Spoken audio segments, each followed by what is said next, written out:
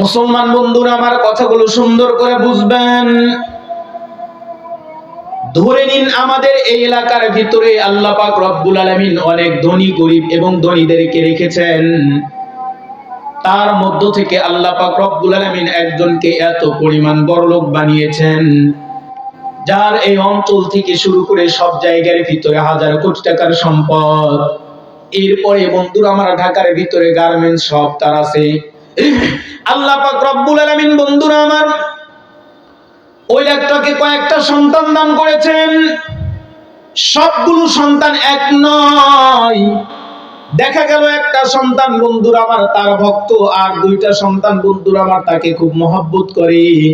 কিন্তু একটা শেষ বড় সন্তানটা বন্ধুরা আমার তাকে কোনো মহব্বত করে না, ভালোবাসে না। বাবার সব সময়ের জন্য ইজ্জতের উপরে আঘাত করে। একে একে বাবা সহ্য করতে করতে এক পর্যায়ে বন্ধুরা আমার বাবা রেগে গিয়ে বন্ধুরা আমার সন্তানকে বললেন, ঘর থেকে বাইর হয়ে যাও। খুব ভালো করে বুঝবেন, এটা তো আমাদের গ্রাম অঞ্চল। আগের জামানার ভিতরে সন্তান যদি বাবা মার সাথে খারাপ আচরণ করত, তাহলে কিন্তু বাবা মার এই কথাটা জারি ছিল, বাবা আর মা কিন্তু সন্তানকে ত্যায্য পুত্র করে দিত। কথা বলেন, দিত কিনা? মুসলমান ভাইরা আমার, সেই সময়ের বন্ধুরা আমার চিন্তা করলেন, সন্তান তো বড় বেয়াদব, চাইলেই আমার কথা শোনে না, আমার সম্পদ নষ্ট করলেও আমার যায় আসে না, কিন্তু যখন আমার ইজ্জতের উপর আঘাত করেছে, এই সন্তানকে তো আর বেঁচে রাখতে চাই না, এই সন্তানকে তো আর মহব্বত করতে চাই না, এই সন্তানকে আমি আমার ঘর থেকে বাহির করে দিলাম। খুব ভালো করে বন্ধুরা আমার বুঝবেন, এমন এক পরিস্থিতির ভিতরে সন্তানকে বন্ধুরা আমার বাবা ঘর থেকে বাহির করে দিল। ঘর থেকে সন্তান বাহির হওয়ার পর বন্ধুরা আমার ঘর থেকে যেই টাকা আর পয়সা যা কিছু নিয়ে সে ঘর থেকে বাইরে হয়েছিল, প্রায় 2 থেকে 3 মাস পর্যন্ত সে খুব সুন্দরভাবে চলাচল করলো। এরপরে এমন এক পর্যায়ের ভিতরে সে পড়ে গেল যে দেখা গেল তার অবস্থার ভিতরে পকেটের ভিতরে 5টা টাকা তো দূরের কথা, বাংলা পরোটা খাওয়ার মতো তার কাছে আর 1টা টাকা অবশিষ্ট নাই। মুসলমান বন্ধুরা আমার, সন্তান ওই মুহূর্তের ভিতরে চিন্তা করলো, নিঃসন্দেহে এতদিন পর্যন্ত আমি যা করেছি সব ভুল করেছি, এখন তো বাবার কাছে যাইতে চাই। আর বাবার কাছে যাইতে চাইলে তো আমাকে অবশ্যই একজনের মাধ্যমে যেতে হবে। খুব ভালো করে বন্ধুরা আমার বুঝবেন, এমন এক পরিস্থিতির ভিতরে বন্ধুরা আমার সন্তান বন্ধুরা আমার চিন্তা করলেন, আমার বাবার কথা একমাত্র শুনতে পারে আমার ফুপা। আমার ফুপা যা বাবাকে বলবেন ওই সময় আমার বাবা সব শুনবেন। এটা চিন্তা করে বন্ধুরা আমার সন্তান চলে গেল বড় ফুপুর বাড়িতে। ফুবার সাথে আলোচনা করার কালীন আর ফুবা তখন ডাইরেক্ট ডাক দিয়ে বললেন, সন্তান শোনো, এতদিন পর্যন্ত তুমি তোমার বাবার সাথে যতগুলো বেয়াদবি করেছো আমি তোমাদের সাথে সেটআপ করে দিয়েছি, কিন্তু এ পর্যায়ে তুমি এমন এক আক্রমণ করেছো, আমার তো নিজেরই ভয় হচ্ছে তোমার বাবার কাছে গিয়ে আমি কেমনে তোমার ব্যাপারে কথা বলবো। খুব ভালো করে বুঝবেন, এমন পরিস্থিতির ভিতরে বন্ধুরা আমার ফুবাকে যখন হাত পা জড়িয়ে ধরল সন্তান, এরপরে ফুবা ডাইরেক্ট বললেন, চিন্তা করার কোনো দরকার নাই, একটু অপেক্ষা করো, আমি যখন তোমার বাড়ির ভিতরে ঢুকবো দেখবা তোমার বাড়ির ভিতরে তো চাকর নৌকার সিকিউরিটির অভাব নাই, ঘরের ভিতরে গেলেই তো বন্ধুরা আমার তোমাকে ঘর থেকে ধাক্কা দিয়ে বাহির করে দিবে।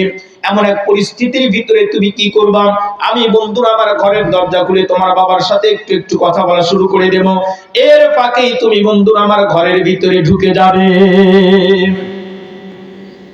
এক পর্যায়ে বন্ধুরা আমার তাই করা হলো। সন্তান বন্ধুরা আমার ঘর থেকে যখন ফুবা ঘরের ভিতরে ঢুকলো আর সন্তানকে বলল, তুমি একটু পরে ঢুকবা, আমি তোমার বাবার সাথে কোনো কথা না বলতে বলতে তুমি ডাইরেক্ট সন্তান তোমার বাবার পায়ের উপরে পড়ে গিয়ে কান্নাকাটি শুরু করে দিবা।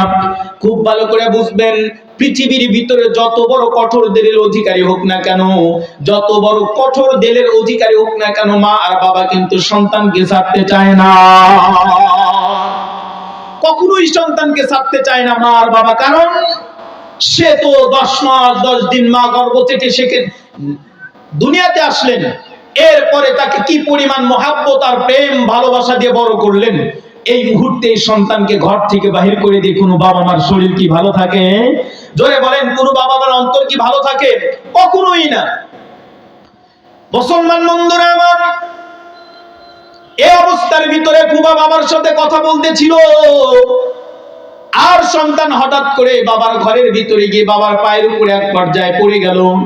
পাগলের মতো বাবার পা ধরে কান্নাকাটি শুরু করে দিল। এক পর্যায়ে বাবার পা ধরে কান্নাকাটি বন্ধুরা আমার সন্তান করতেছেন, কিন্তু সন্তানের দিকে বাবা কোনো ভ্রুক্ষেপ করে না। একে একে বাবা সন্তান কান্নাকাটি করতে করতে চোখ দিয়ে বন্ধুরা আমার যখন গরম পানি বাবার পায়ের উপরে ফেলে দিয়েছে, বাবা বড় মায়া সহ্য করতে পারে নাই, ডাইরেক্ট সন্তানকে উঠায়া বুকের সাথে জড়ায় না, চোখের পানি ছেড়ে বাবা সন্তানকে ডাক দেয়া বলে, এরে সন্তান শোন, আজ থেকে 3 মাস পূর্বে তুই ঘর থেকে বাইরে হয়ে গিয়েছিলিস। আমি তোকে ঘর থেকে বাহির করে দেওয়ার পর আমার অন্তরটা কি পরিমাণ কষ্ট সহ্য করেছে। তোরা 2টা ভাই বোনদেরকে নিয়ে এক টেবিলের ভিতরে খানা খাইতাম, কিন্তু দেখতাম তোর মা আর খানাগুলো খাইতে চাইতো না, জোর করে করে খাবার খাইতো।